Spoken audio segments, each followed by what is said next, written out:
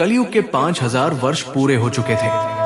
पृथ्वी पर मानवता अपनी चरम सीमा पर थी, विकास और विनाश दोनों दिशाओं में। प्राचीन ऋषियों और शास्त्रों की भविष्यवाणियां धीरे धीरे सत्य होने लगी थी। वैज्ञानिक प्रमाण और आध्यात्मिक संकेत एक ही बात की ओर इशारा कर रहे थे। मां गंगा का पृथ्वी से विदा होने का समय समीप आ गया था। यह तब की बात है जब गंगा का प्रवाह गोमुख से प्रारंभ होकर अनगिनत लोगों को जीवन प्रदान करता था। परंतु पिछले कुछ वर्षों में गोमुख ग्लेशियर सिकुड़ने लगा। वैज्ञानिकों ने चेतावनी दी कि यदि ये प्रवृत्ति जारी रही तो गंगा सूख सकती है। शास्त्रों के मर्मज्ञ और संतों ने भी हम मानवों को चेतावनी दी कि यदि हमने पवित्र पावनी गंगा को दूषित करना न छोड़ा तो वो शीघ्र ही इस पृथ्वी से विदा ले लेंगी। वरिष्ठ ऋषि भृगुनाथ ने अपनी सभा में घोषणा की, समय आ गया है उस भविष्यवाणी के साकार होने का जिसे विष्णु जी ने दिया था, जिस भविष्यवाणी का हम सदियों से इंतजार कर रहे थे। गंगा मां पृथ्वी छोड़कर स्वर्ग लौटेंगी और ये संसार एक और युग परिवर्तन की ओर बढ़ेगा जहां हर तरफ विनाश ही विनाश होगा। धीरे धीरे ये खबर पूरे भारतवर्ष में आग की तरह फैल रही थी। गंगा के विदा होने की खबर सुनकर ऋषियों, संतों और आम जनों के बीच भय और शोक का माहौल व्याप्त हो गया। सबको अब समझ में आया था कि गंगा केवल एक नदी नहीं थी, बल्कि जीवनदायिनी और मोक्षदायिनी देवी थी। उनके बिना पृथ्वी पर जीवन शून्य था। मां गंगा के बगैर इस पृथ्वी पर जल संकट, सूखा और भीषण गर्मी ही नहीं अपितु सारा समाज आध्यात्मिक पतन की ओर बढ़ रहा था। अब लोगों की आंखें खुली थी। नगरों और गांवों में यज्ञ और प्रार्थनाओं का आयोजन होने लगा। गंगा के तट पर भक्तों की भारी भीड़ उमड़ पड़ी। लोग अपने पापों का प्रायश्चित करने और देवी से प्रार्थना करने लगे कि वे पृथ्वी को न छोड़ें। भगवान शंकर के जटाओं से निकली और भागीरथ के अथक प्रयासों से पृथ्वी पर अवतरित हुई मां गंगा स्वयं भगवान विष्णु के इस निर्णय से व्यथित थी।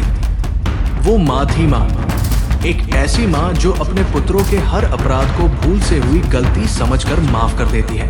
अपने पुत्रों का दर्द और कष्ट समझकर वो भगवान विष्णु के समक्ष प्रकट हुई और बोली, हे प्रभु, मैंने युगों युगों तक इस पृथ्वी पर मानवता की सेवा की है। प्रभु, आपके ही आशीर्वाद से मैं करोड़ों लोगों की मां बनी। मैं मानती हूँ कि मेरे कुछ बच्चों ने मेरे वक्षस्थल से गंगा रूपी जल का दुग्ध पान करके मेरे दूसरे वक्षस्थल पर लात मारी है। उन्होंने मुझे गंदा कर दिया, मेरे सरस, सलिल और पावन धारा को गंदे नाले में तब्दील कर दिया। परंतु क्या करूं प्रभु, मैं एक मां हूं। मां के लिए उसका बेटा बस बेटा होता है। हे प्रभु, आपसे बस मेरी यही विनती है, मुझे मेरे अधिकारों से वंचित मत कीजिए।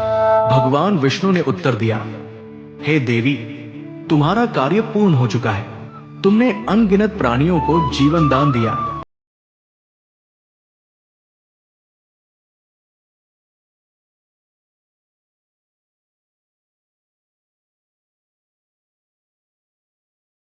और आज ये धरा रो रही थी। इस धरा पर रहने वाले सारे प्राणी रो रहे थे। गंगा के प्रवाह में असामान्य परिवर्तन देखे गए। उनका जल का स्तर घटने लगा और कहीं कहीं उनका प्रवाह सूख गया। वैज्ञानिकों ने इसे ग्लेशियर के पिघलने और जलवायु परिवर्तन का परिणाम बताया। लेकिन भक्तों के लिए यह मां गंगा के विदाई संकेत था। गंगा के किनारे लाखों लोग इकट्ठा हुए। लोगों के करुण विलाप से सारा वातावरण बोझिल हो रहा था। चारों ओर शंख और मंत्रों का स्वर गूंज रहा था। अपने बालकों से दूर जा रही मां गंगा ने अपने बालकों का दर्द समझा और प्रकट हो गई। मां गंगा के स्वर में वेदना थे, आंखों में आंसू थे। उन्होंने इस धरा पर रहने वाले अपने पुत्रों को देखते हुए कहा, मैं सदैव तुम्हारे हृदय में प्रवाहित रहूंगी। मुझे जल रूप में नहीं बल्कि विश्वास और श्रद्धा के रूप में खोजो। मैं स्वर्ग लौट रही हूं, परंतु जो भी मेरा स्मरण करेगा उसे मुक्ति का मार्ग मिलेगा। इतना कहकर मां गंगा अंतर्ध्यान हो गई। गंगा के विदा होते ही पृथ्वी पर बदलाव स्पष्ट दिखाई देने लगे। कई नदियां सूखने लगी, जल संकट गहराने लगा और समाज में धार्मिकता का ह्रास हुआ। लोगों ने इसे धर्म और प्रकृति के प्रति अपनी उपेक्षा का परिणाम माना। जब हम इस पृथ्वी पर जन्म लेते हैं तो सबसे पहले मां का दुग्ध पान करते हैं, परंतु अपना जीवन चक्र पूरा करने के बाद जब हम अपने अंत समय में होते हैं तब मां गंगा का जल रूपी दुग्ध पान कराया जाता है, ताकि हमारा लोक ही नहीं परलोक भी सुधर सके। जो मृत्यु के समय भी अपने बच्चों को अभीष्ट प्रदान कर सके, वो है गंगा मां।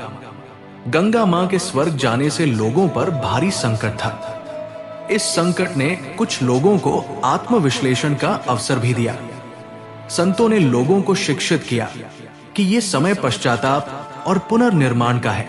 उन्होंने गंगा के आचरण से सीखने और पृथ्वी को संरक्षित करने की प्रेरणा दी।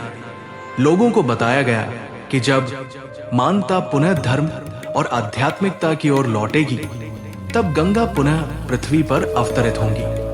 तभी आकाश से एक भविष्यवाणी हुई।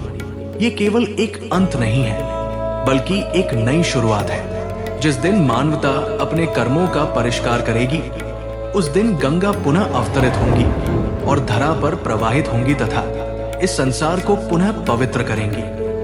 मित्रों, गंगा के स्वर्ग गमन की ये काल्पनिक कथा केवल एक धार्मिक कथा नहीं, बल्कि एक गहरी चेतावनी और संदेश भी है। ये हमें बताता है कि यदि हम प्रकृति और धर्म की उपेक्षा करेंगे तो विनाश अवश्यम भावी है। देवी गंगा ने पृथ्वी से विदाई लेकर ये संकेत दिया है कि पृथ्वी को बचाने की जिम्मेदारी केवल ईश्वर की ही नहीं, बल्कि मनुष्यों की भी है।